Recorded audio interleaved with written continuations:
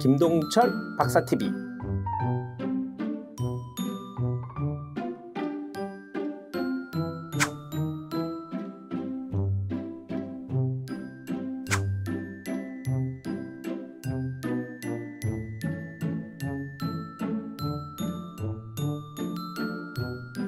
안녕하십니까, 김동철 박사입니다. 반갑습니다 여러분. 네, 오늘은 아이들에 대해서 좀 깊은 얘기를 좀 오늘 해볼까 합니다. 그 깊은 얘기가 어떤 거냐면, 여러분들도 아마 잘 아실 텐데 정서와 관련된 거예요. 자, 그런데 정서와 관련이 돼 있긴 한데 지능하고도 같이 관련이 돼 있습니다. 이게 사실 정서, 지능 이 두 개가 좀 따로 노는 듯한 느낌이 좀 들긴 하지만, 아동 발달 과정에서는 사실은 정서에 대한 안정이 되어야 지능이 발달할 수 있습니다. 특히 만 4세부터 만 8세까지 되는 아동들이 사실은 정서에 대해서 상당히 많은 영향을 받아요. 자, 그래서 이 정서에 대한 영향이라고 하는 게 결국은 부모의 영향, 양육자의 영향이라고 우리가 얘기를 하죠. 그리고 또 환경의 영향. 이 환경의 영향이라고 한다면 또래 친구의 환경이 될 수도 있고, 가정 환경에 대한 거, 문화에 대한 거, 다양하게 있겠죠. 자, 그리고 또 학습 환경이라는 게 있습니다. 자, 이 학습 환경이라고 하는 게 되게 재밌는 게 뭐냐면, 우리가 이제 부모님들이 아이들에게 다양한 학습을 시키잖아요. 자, 이러한 것들도 우리는 1차적인 학습이라고 이야기는 할 수는 있지만, 아이 자체가 어떤 것들을 보고 느끼고 판단하고 인지하고, 그리고 또 인지한 것들을 새롭게 경험으로 뭔가를 재창출해내고, 자, 이런 것도 학습이에요. 자, 그러면 이러한 것들이 대부분 어떤 방향으로 나오는지, 또 어떤 기관을 통해서 아이가 좋아지는지, 자, 이런 것들은 잘 모르시죠. 그런데 이게 너무 간단한 게 뭐냐면, 아이들이 보는 시각적인 거나 아이들이 듣는 청각적인 거, 말하는 거, 생각하는 거, 그리고 공간 지각적인 거, 자, 이러한 것들이 전부 모여서 학습 지능이라고 하는 것들이 만들어집니다. 자, 이 시기가 언제라고요? 자, 4세부터 7, 8세까지 엄청나게 활성화가 됩니다.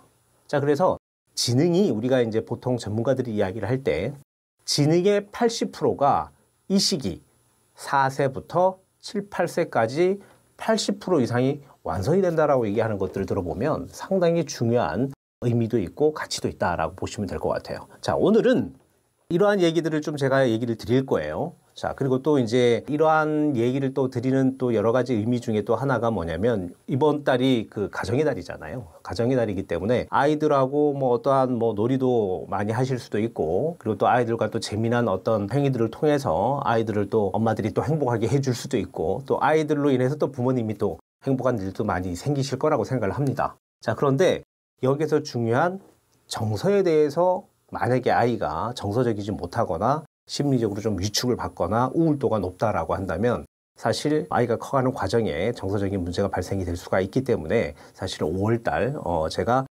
이러한 테마를 잡은 것이 5월에 정서와 학습을 같이 묶어서 이야기 드리면 어떨까라고 생각이 들어서 제가 이야기를 드렸습니다.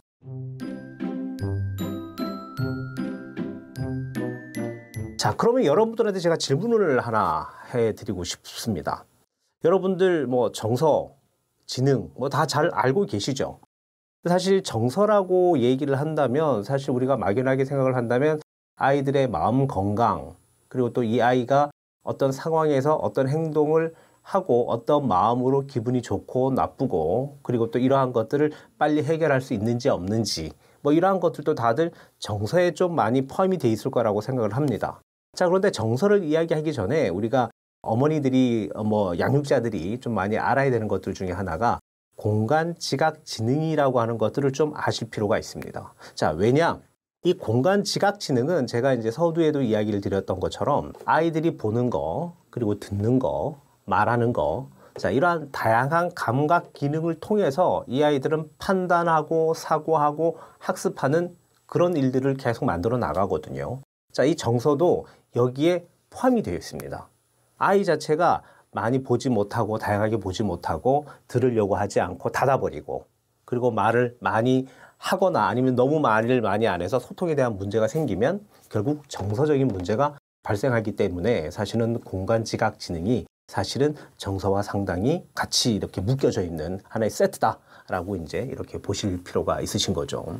그렇기 때문에 공간 지각에 대해서 좀 효율적으로 활용을 좀 잘하면 결과적으로 정서가 좀 안정이 되고, 그리고 또 하나 덤으로 얻어갈 수 있는 것들이 뭐냐면 지능에 대해서 아이들이 상당히 좋은 효과를 얻을 수 있다라고 얘기를 합니다. 특히 사실 보통 우리가 이제 어떤 지각력을 발휘하기 위해서 뭐 다양한 일들을 많이 하긴 하지만 지각력과 가장 연계가 되어 있는 것들이 시각과 청각이라고 우리가 이야기를 합니다. 학자들이 이런 얘기들을 많이 하는데, 사실 이제 시각과 청각에 대해서 우리가 안테나를 이렇게 세워서 많이 이렇게 원활하게 뭔가를 이렇게 보기도 하고 체크도 하고 뭔가 이렇게 집중을 하고, 자, 이러한 것들이 결국은 다양한 어떤 기능을 사용하는 부분들이기 때문에 특히나 사실은 정서지능에 좋다라고 하는 이론들이 많이 있습니다.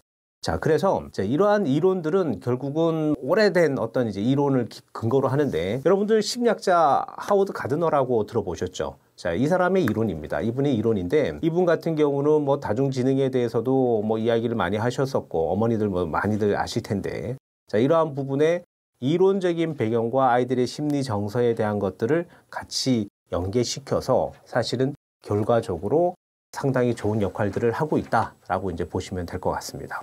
자, 그러면 보통 아이들이 이제 정신적 문제가 갖고 있는 아이들이나 심리적으로 안정이 안 돼 있거나 정서적으로 좀 안정이 돼 있지 않은 아이들은 어떤 문제가 생기냐면 인지 저하라고 생깁니다.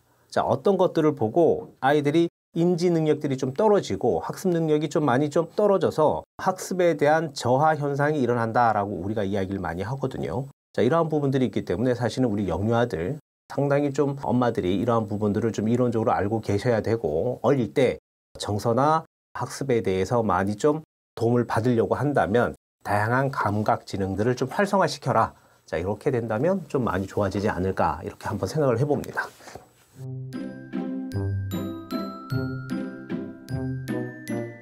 앞서 제가 이야기를 드린 것처럼 지금 어머니도 질문을 해줬습니다. 이 어머니가 이제 퐁이 어머니 같으신데, 퐁이 어머니가 이런 질문을 해주셨어요.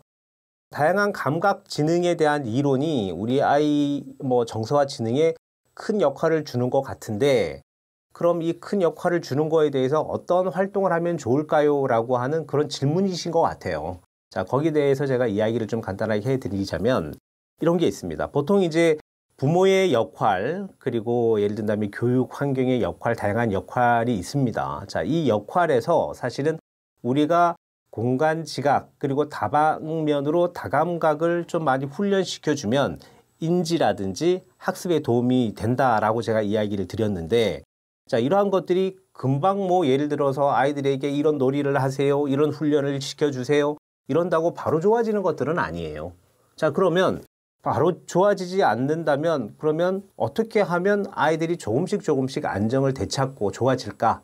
자, 이런 것들이 중요하잖아요. 자, 먼저 아이들에 대해서 체크를 해보셔야 됩니다. 정말 우리 아이가 정서적으로 안정한지 안정하지 않는지. 지금 제가 이 섹션을 몇 가지를 좀 이야기를 제가 서두에도 이야기를 드렸었는데, 그 섹션 중에 이런 게 있죠. 동화를 읽어주는 박사님이기 때문에 동화에 대한 이야기를 좀 간단하게 얘기 드리면, 건강하게 학습하기에 대한 섹션이 동화에 8가지 정도 섹션이 들어가 있는 것 같고요. 그리고 건강하게 결정하는 도덕성에 관련된 게 8가지 섹션이 있는 것 같고요. 그리고 건강하게 사귀기, 사회성에 관련돼서 5가지 섹션이 있는 걸로 보입니다. 자, 이 솔루션 동화에 보면 검사에 대한 부분들이 좀 들어가 있어요. 그래서 이걸 하셔도 좋고, 아니면 아이들을 보실 때 이제 다양한 어떤 정서적인 지능이 있는지, 그리고 또 이 지능에 대해서 엄마들이 체크를 못 한다면 이 아이에 대한 행동 패턴을 아침부터 저녁까지 아이를 한번 눈여겨보면서 내가 한번 체크해 봐야지. 그러니까 우리가 육아일지 어머니들 예전에 많이 쓰셨잖아요. 그렇죠? 자, 육아일지 쓰는 것처럼 아이들을 좀 이렇게 관찰하실 필요는 있으세요. 자, 관찰을 하다 보니까 하루에 아이가 10번 이상 울더라. 그리고 내가 이야기한, 그러니까 부모가 이야기한 부분에 대해서 긍정적인 것들은 몇 프로, 부정적인 것들은 몇 프로, 이렇게 아마 어떤 그 기준을 가지고 아이들을 평가할 수는 있을 겁니다. 자, 보통 아이들은 긍정적인 것들보다 부정적인 것들이 훨씬 더 많긴 많아요. 자, 그런데 이야기할 때마다 아니야 뭐 도리도리를 한다든가, 아니면 할 수 없어, 나는 못해, 자, 이렇게 부정적인 이야기를 많이 하는데 이게 60% 이상이 넘어가 버린다면 이 아이는 정서적으로 정서 우울이 높을 가능성이 상당히 높습니다. 자, 이런 친구들은 결국은 뭐가 안 된다 그랬었죠? 학습에 대한 문제가 생길 수가 있다는 거죠. 왜냐하면 우울도가 높은 아이들이 집중도가 상당히 떨어져요. 자, 집중도가 떨어지기 때문에 이 아이들은 학습 능력이 또 떨어지는 것들이 맞고, 그리고 또 사회성이 좀 떨어지는 부분들이 있기 때문에 이 아이가 양육자나 교육자들에게 소통이 좀 잘 되지 않기 때문에 또 자연스럽게 학습 지능이 좀 낮은 경우들이 상당히 많이 있습니다. 자, 그렇기 때문에 아이들을 오랫동안 관찰하셨기 때문에 아이가 정서적으로 좀 안정이 되어 있지 않다, 아니면 학습이 좀 떨어진다라고 생각을 하신다면 다감각 지능을 좀 활용을 하셔서 아이들을 좀 건강하게 만들어주면 좋겠다라고 생각을 할 수는 있겠습니다. 자, 그렇다면 지금 방금 얘기 드렸던 것처럼 다감각을 그러면 어떻게 키워주면 좋을까? 뭐 갑작스럽게 해서 되는 건 아니라고 제가 이야기를 드렸었잖아요.